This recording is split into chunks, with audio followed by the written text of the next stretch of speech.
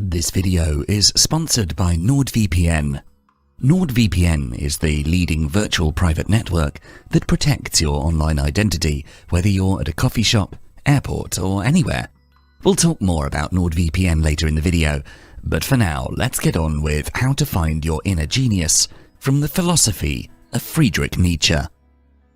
Friedrich Nietzsche was a German philosopher who was definitely a genius. He started to learn the Greek alphabet and to play piano when he was only 3 years old. He was one of the brightest students, and at the age of 23 was the youngest professor of Greek linguistics. He was a very close friend of the famous composer Richard Wagner and with other famous personalities, and he later became one of the greatest philosophers of all time. He wrote several books, including Thus Spake Zarathustra, Beyond Good and Evil, The Birth of Tragedy, and The Twilight of the Idols, and his teachings continue to shock the world even today. For Nietzsche, history itself is a process of creating geniuses. Each genius is somebody who creates the mental world in which his successors will live. In other words, the history of the world follows the work of the geniuses. Although Nietzsche's life took a tragic turn, he created a new mental world to inspire generations. His teachings inspire everyone who dreams of becoming a genius, helping them to find that inner voice to guide them throughout their life.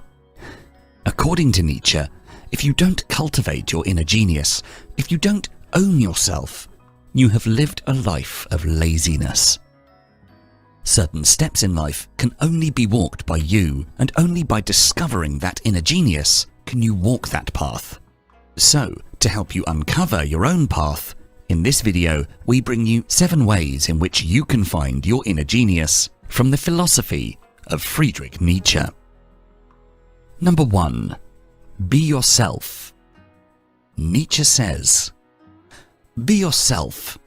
All that you are now doing, thinking, desiring, all that is not you." According to Nietzsche, life is hopeless and meaningless without a true liberation from the chains of opinion and fear. If we remain captive in those chains, we would be dreary, wandering aimlessly in life. As Nietzsche said, nobody can build the bridge on which we must cross the river of life but ourselves. Discovering more about ourselves helps us in better understanding our strengths, our hidden talents, our inner genius, and the source of our creativity.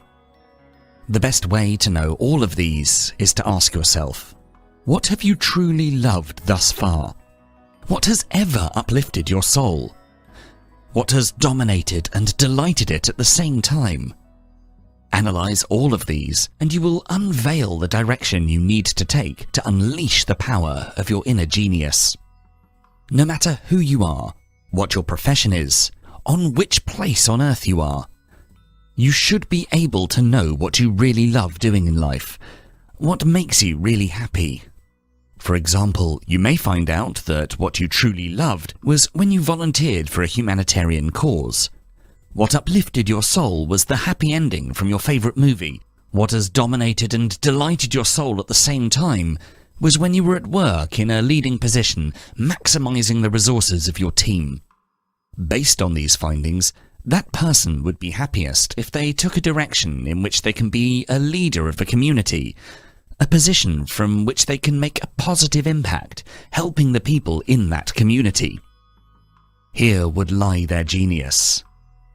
In the same way, any of us can answer the questions regarding what we really love, what uplifts our soul, and use that to find our own direction and unleash our inner genius. Number 2. Be a genius of the heart.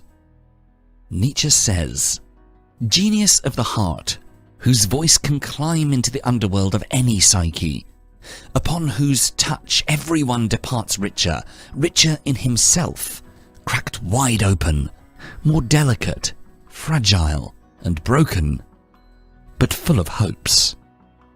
Nietzsche considered himself the last disciple of Dionysus, the god of wine, fertility, and madness in Greek mythology.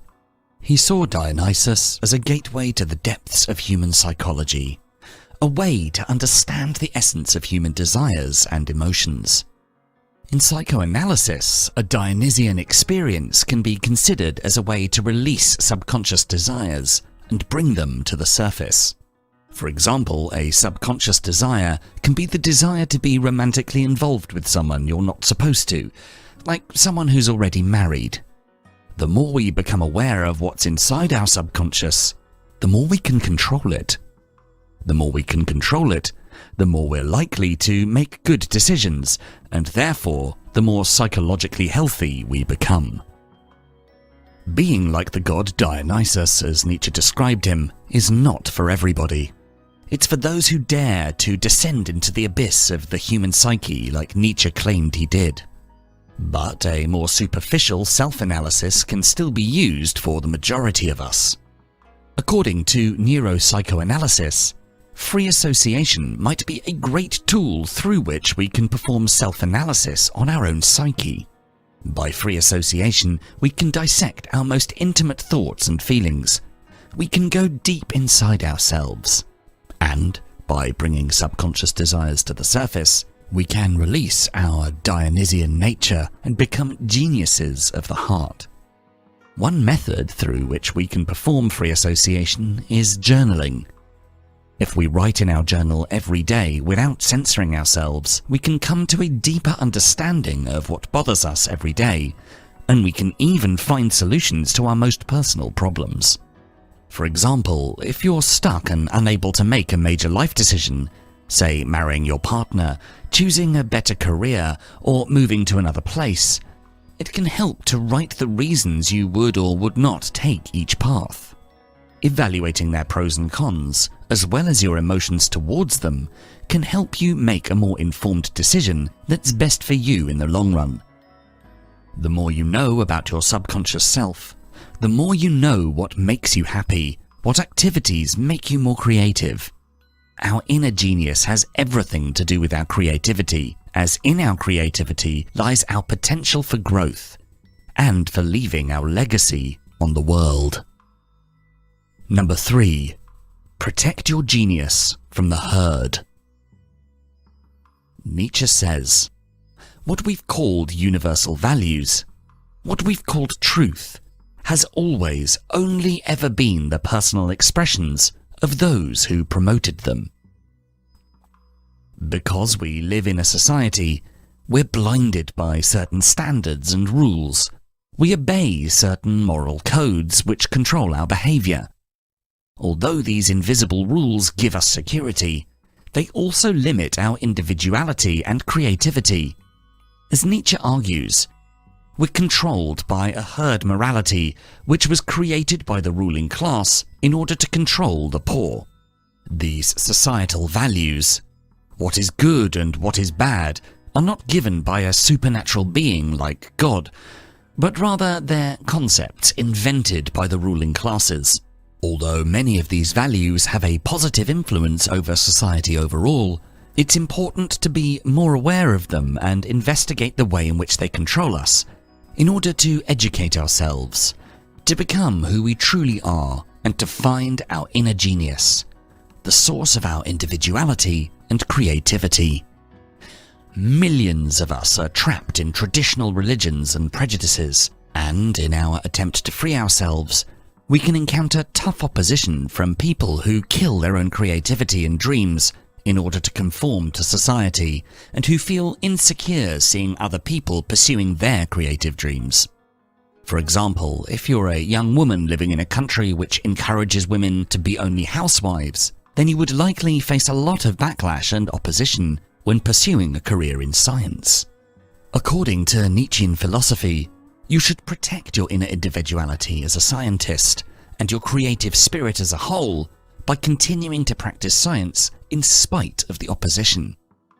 Although you may never get the recognition and respect you deserve, your inner creativity, your genius, is the most important life force you have to fulfill you in the long run.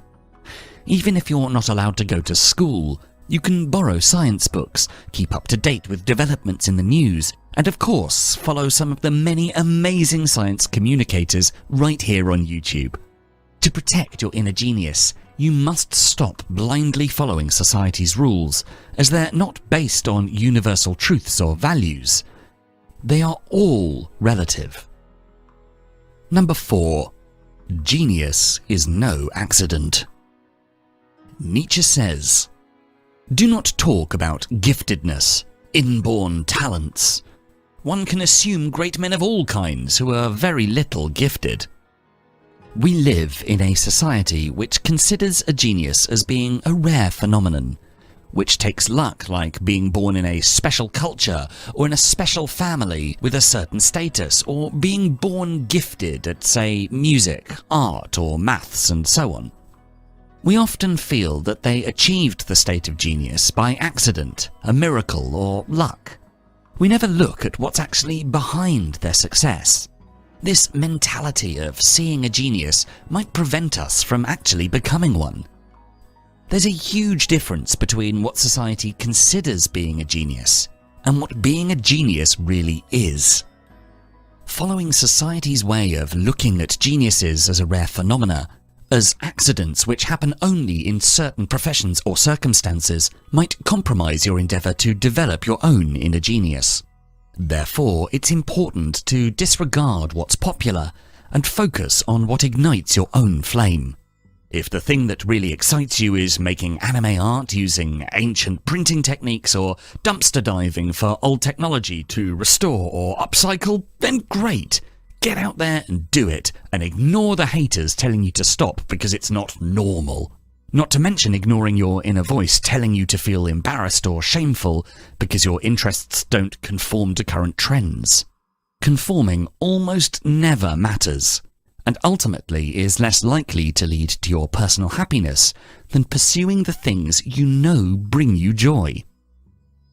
Number 5. Don't resent geniuses if you want to become one. Nietzsche says, "Our vanity, our self-love promotes the cult of the genius. For only if we think of him as being very remote from us, as a miraculum, does he not aggrieve us." We use the words gifted, genius, one of a kind, because we want to protect ourselves. We do it to shield our own egos. We might consider it too hard to be like them, that it seems too much like hard work, so we say it's impossible. Often, when we decide someone's a genius, we automatically put a barrier on our own future endeavours. We think we might never get there, that we're incapable of doing that, so we call them geniuses. We think those people had an unfair start, that they were born with that particular talent, or were born in that certain country, or in that certain family, and so on. We wish we were more like them, or at least we wish we had the same advantages at the start. In this way, we don't take responsibility for our life and instead blame external factors for our failures. Instead of seeing genius as an out-of-reach target, we need to start evaluating their journey to see how they achieved the status of genius, to count the number of hours of work they put in, to evaluate the decisions they made in life, and so on. Take Nietzsche, for example. You can call him a genius, but if he hadn't studied so much Greek linguistics and Greek philosophy, he wouldn't have been appointed to Basel University, he wouldn't have become a part of Richard Wagner's inner circle of famous artists and writers. All his great achievements were accomplished not because of some innate natural ability, but through effort and determination in spite of his fragile physical structure and his psychological vulnerabilities. Therefore, if you feel a particular intense interest towards a field, you need to put in all the effort you can to pursue that career. For example, imagine you work in a company and you've always envied a colleague who's an admired manager in your branch. You find yourself despising him and assuming his success is pure luck because of his innate talent to talk to people, a talent you believe you don't share. So don't try and play that game. Instead of fixating on how they're better than you should focus on what you do better than them. Invest more time and energy into your work itself, into time management and self-discipline. and you could become more successful in your own individual way. Everyone's genius is unique, so trying to measure your genius with another is an unfulfilling waste of time. Number 6. Learn to be diligent. Nietzsche says, all had that diligent seriousness of a craftsman, learning first to form the parts perfectly before daring to make a great whole. They took time for it, because they got more pleasure from making something little or less important than from the effect of the dazzling whole. There are definitely people who appear naturally gifted and are better at a given activity than most other people. For example, even as a child, Nietzsche showed a great talent for music and demonstrated great intellectual capabilities. However, these raw talents were not enough in isolation. Talent is just the gateway to success. It is not success in and of itself. Nietzsche took the necessary steps to perfect them, until he became an excellent musician and composer, and a great scholar at the University of Basel. It's easy to say that he was a genius, but if he hadn't perfected his talents, hadn't focused his energies on music, literature and philosophy, we'd never have heard about him. This kind of person appears to us as a genius because we never saw them grow up or what they'd been exposed to. When we use the word genius or gifted to describe an extraordinarily talented individual, there's an underlying implication that devalues any of the deliberate practice and effort that went into crafting the skill that the individual is now an expert in. We don't take into account that a gifted musician spent most of their life playing, listening to and composing music. We just call them a genius in order to avoid daring to do the hard work they've already done. Those people are not superhuman. All that separates them from us is their diligence to achieve greatness. Mastery can take many years to achieve, but genius can be obtained by many of us. We all have different passions, what we usually call a hobby, but we rarely cultivate it to the fullest due to our low level of self-confidence. We all have the qualities necessary to become a genius, but not all of us have the right attitude. Before you declare, for example, that you're a terrible writer, you should practice writing a lot. Short stories, novels, articles, screenplays, Harry Potter fan fiction, anything your heart desires. All the while perfecting your style, comparing it with experts in your field, and learning from the critique you receive. There is no shortcut. Greatness requires your time and energy. Number 7. Be grateful and clean. In our final quote from Nietzsche for this video, he says, "A man who possesses genius is insufferable unless he also possesses at least 2 other things: gratitude and cleanliness." In spite of his daring and sometimes acerbic philosophy, Nietzsche was a gentle and sophisticated human being. Moreover, he was a very talented poet, piano player and composer, possessing great artistic skill. Nietzsche valued his friendships to extremes, and he never compromised himself for money. He can be considered a good example of a grateful person because of his track record of being a great friend, and a clean person because of his pride to never compromise himself for money. Gratitude and cleanliness can act as major boosters for your success in life. The more grateful and clean you are, the more people will gather around you and will be transformed by your mastery, and therefore the bigger impact you can have in the world. For example, imagine you're a skillful programmer, one of the best in your field. Instead of becoming arrogant due to your success, Nietzsche advises you to maintain a sense of gratitude, to continue giving your best in your work, and being gentle with your co-workers and collaborators. Also, keep yourself clean and don't try to force your way towards further wealth or recognition if it compromises your integrity or is against your better judgment. It may not feel good in the short term, like a willfully missed opportunity, but by doing so, in time you'll be proven right, attracting more admiration from the people around you, which will automatically propel you towards more success. As we said at the beginning, this video is brought to you by NordVPN. Each time you access a website, you start by connecting to your internet service provider, and they redirect you to any website that you wish to visit, which means they can see and log everything you do online. They may even sell your browsing history to advertisers, government agencies, and other third parties. This risk only increases once you log on to any public hotspot, either in hotels, cafes, or at airports, since anyone with basic hacking skills could access your passwords, banking details, credit card numbers, and any other private details you send every time you go online. Here's where NordVPN comes into play. NordVPN protects your information by hiding your IP address and encrypting all the data you send or receive by tunneling your internet traffic through a specially configured remote server. The encrypted data then looks like gibberish to anyone who intercepts it. It is impossible to read. All of us here at Philosophies for Life use NordVPN. The app makes using a VPN super easy. Nord has over 5,200 super-fast servers in 59 countries. This means you can watch whatever you want, regardless of your region. You can save your favorite servers, and depending on your usability, you can have up to 6 simultaneous connections. At just $3.56 a month, this is a chance to get a 2-year deal. Click on the link below in the description and use our promo code to get a massive 70% off plus 1 month free of NordVPN's membership. Click on the link in the description below to protect your online identity today. If you enjoyed this video, please do make sure to check out our full Philosophies for Life playlist. And for more videos to help you find success and happiness using ancient philosophical wisdom, don't forget to subscribe. Thanks so much for watching.